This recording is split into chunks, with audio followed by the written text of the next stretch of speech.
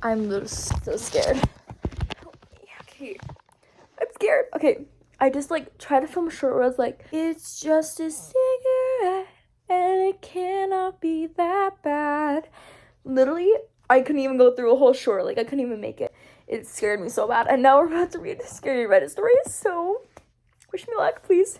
I'm so scared. I'm so scared. Today, we are going to be reading Reddit stories. Pretty cool. There's also breaking out on my chin, which is just so great for me. I have my lipstick chopped. Okay, anyways, my chin is so bad. Okay, let's just read the story.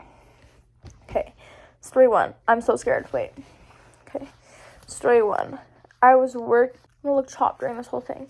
I was working as a bartender at a hotel that a flight attendant was murdered in room 354 at about a year before the incident. Anyhow, what am I saying?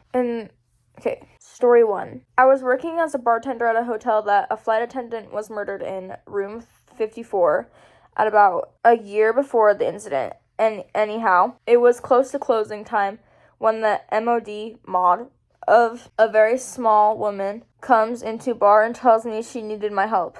It seems the fire panel is showing an alarm in room 354, which had been somewhat cleaned and left vacant since the murder. So the two of us go up the elevator, I'm scared, and start heading down the long I-shaped corridor. As we round the corner, we can see papers had been shoved under the door from inside the room with "Help Me" written on them. So the manager puts her master key in the lock and opens the door to pitch black in the room, and we hear, "Thank God you have finally come." We both instinctively jump back and then see one of our maintenance workers stroll out the door. It seems maintenance had been using the room for storage, and once he went inside the door, the knob was broken off on the inside. There was no lights or phone in the room, so he held his lighter up to the fire flame. Edit the more information on the murder and the killer. Google search Nancy Ludwig. That's low-key scary, because if I was trapped in a room in the pitch black darkness, also I'm terrible at reading. Sorry, guys. I'm terrible at reading. But if I was trapped in a room in pitch black darkness with no, candle, also, how did you get paper? Whoa. That is insane. I don't like that story. Story number 2. I lived in the house that had a periodic ghost activity.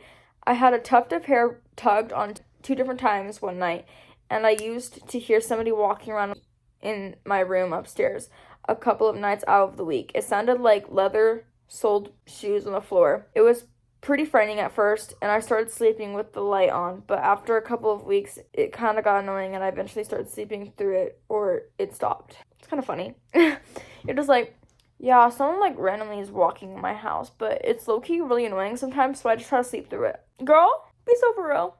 I would be absolutely terrified. Just saying. Absolutely terrifying.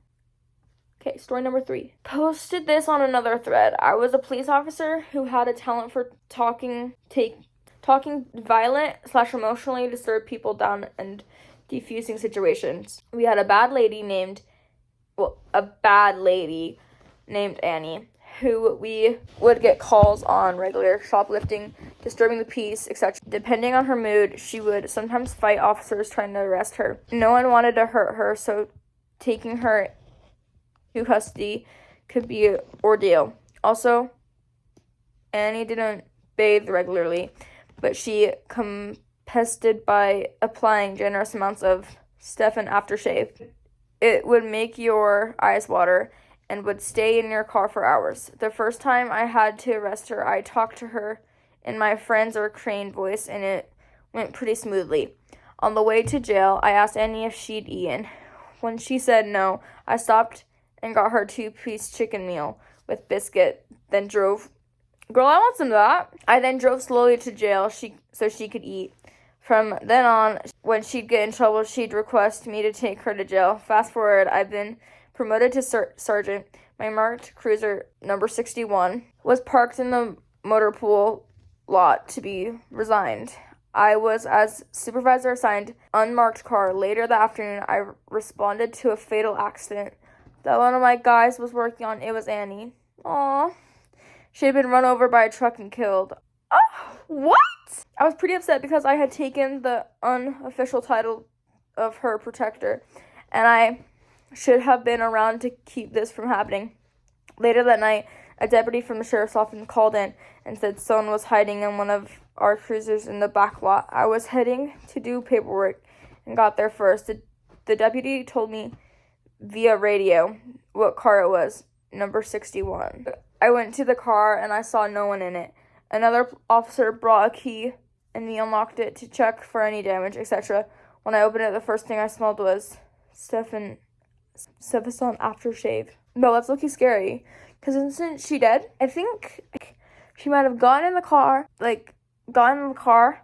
to hide. And then, this is just my suspicion. She got in the car to hide from, the police. People saw her in the car. She got out and tried to run away, but then she got hit by a car. Unless it was, multiple different nights. Then I'm not completely sure any of the ghost. Yeah, I got a wedding ring on my wedding finger. That's all I know. I'm trying to learn that thing where it's I got a ring on my wedding finger. Blah, blah, blah, blah. That one. Yeah. What is up with me in that voice, bro? Okay. Story number 4? 5? 4 or 5? I don't know. Story number, whatever number it is. When I was a senior in high school, a bunch of my friends and I used to drive into the hills to drink and get away from our parents. Don't do that. Wait till you're the legal age. I was the DD one night and drove back. 4 of my friends, 2 of the girls were really drunk and started puking, so we pulled over in a park. Oh, puking. That was it's not the right word. So we pulled over in a park. Both of the girls started puking outside, taking every turn and starting to speed up, but the pickup kept following us. Eventually, my friends needed to puke again, and we pulled over. The pickup stopped behind us and again just kept its lights on us. I looked through the rearview mirror and saw an older white guy with a beard. He started reaching for something in his glove component.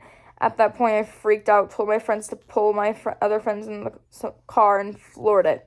We took a couple turns and lost the guy. We stayed in a driveway of a random person for 15 minutes and then decided it was safe. We turned back onto the main street and the pickup truck was waiting for us, but in all caps. The pickup truck was waiting for us.